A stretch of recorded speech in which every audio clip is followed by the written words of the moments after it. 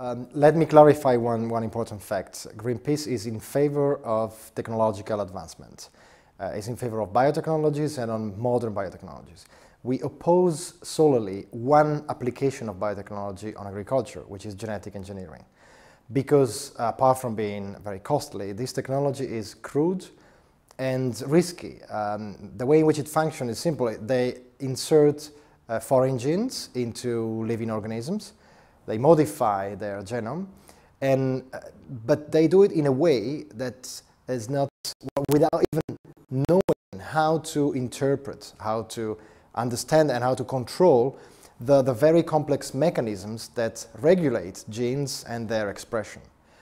That is a problem. Inserted genes can, for example, disrupt existing natural genes. They can function differently from what was previously thought. They can also be unstable in their new environment.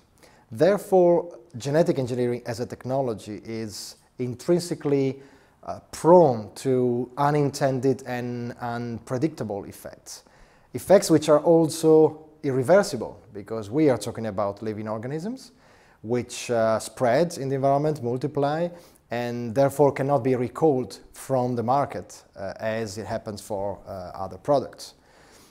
That said, well, on top of that actually, the problem is that the existing regulatory mechanisms that have been put in place throughout the world, also because of the strong lobby of the GM industry, are not capable of assessing especially the long-term impacts of GM crops on human and animal health.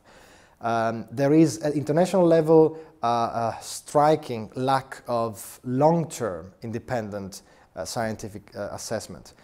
Among the very few long-term tests that have been carried out, there is an example in Australia. They tested GMPs. Researchers found after long-term testing on these GMPs that they caused health problems to the laboratory rats that were fed with those crops. Those crops were not authorized. No authorization was given to deliberate release. Well, if those crops had been presented to the European authorities, for example, these crops, because of the very short-term tests that are carried out, would have been allowed, and now we would have on the market shelves products which have been found not healthy just only after a long-term study.